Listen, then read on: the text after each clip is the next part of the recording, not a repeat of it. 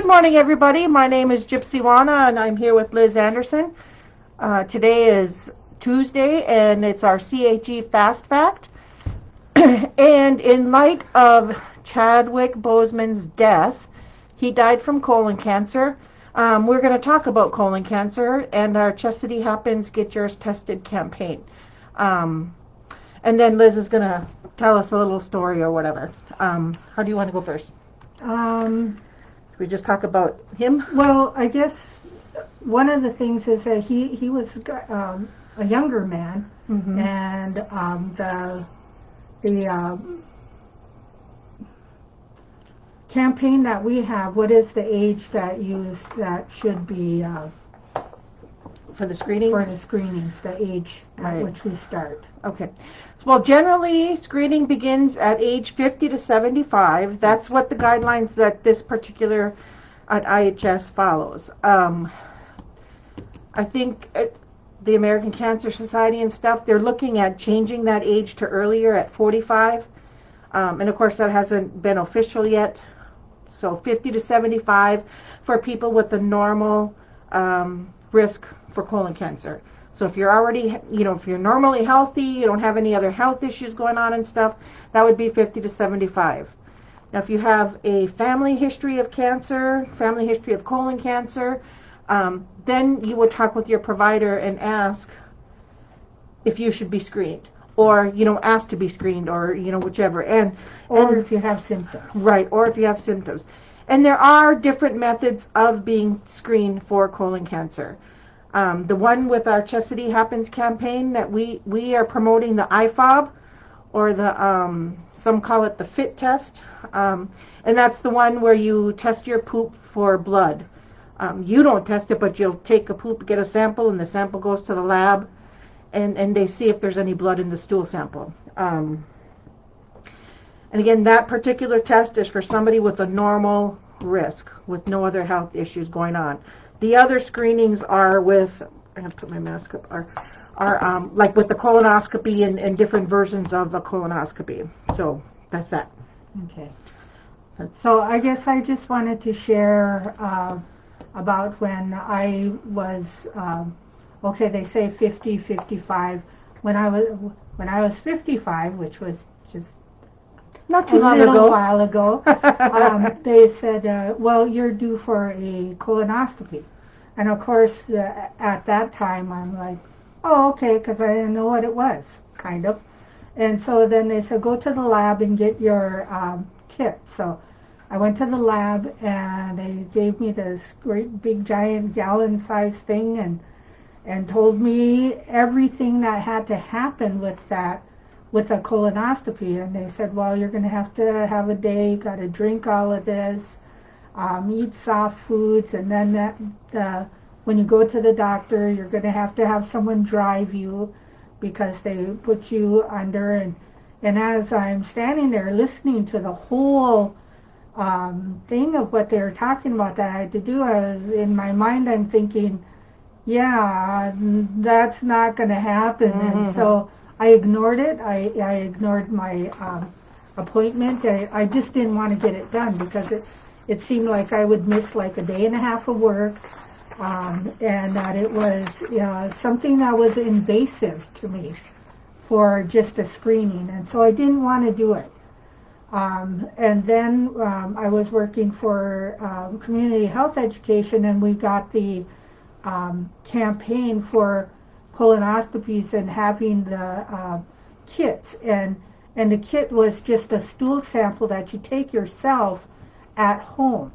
And so I was more inclined to do that, and of course I was well over 55 at that time, and so I went ahead and took a test home, took a sample, and brought it in, and that first year it was fine. Well, then I took it again the second year, and we've had this campaign going on how many years? 5 years. This is 5 years now. Okay. So the second year I took it, it was not fine. And one of the public health nurses came back and said, Liz, you need to, we're going to recommend that you get a colonoscopy. So of course that kind of gives you a little scare, and because I tried to take care of myself. I went in for that colonoscopy. And the doctor said that I had some precancerous polyps that he had taken out. And but had I not done the screening, the simple screening, I would not have known, and I would not have made that appointment for a colonoscopy. And sometimes it's scary to think, but the statistics show that this is one of the cancers that's a slow-growing cancer. And if you get it taken care of early, you will survive 9 times out of 10. So I just wanted to share that. All right. Well, thank you very much for sharing your story. That's good. So, when we first started this campaign 5 years ago, this colon cancer screening things, a lot of people weren't completing their screening. Some people were being sent home with the IFOB kit, and they weren't returning the stool samples. So, the whole thing, it seems uncomfortable to talk about. I mean, because we're talking about poop, for crying out loud. But it's something that does need to be talked about. We need to make people aware of it and have make sure that they're doing their screenings. And with COVID happening right now, that makes it all the more difficult. So, people with the normal risks and stuff, with our Cesdi Happens campaign, we have our list, and oh my goodness, we just seem like we're so busy with everything else. But people on our list, we need to be calling them, and we'll be sending out the stool sample kits to you, and then the person can mail it back.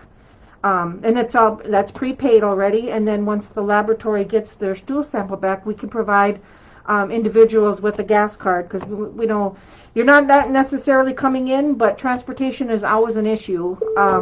It's maybe not always, but it is an issue for a lot of people. They don't have vehicles, hard to find a ride, whatever it might be. So the gas card would help for any other appointments you might need, or anything else. And usually we are out in the community, but with the COVID, we all have to be a little more careful. And so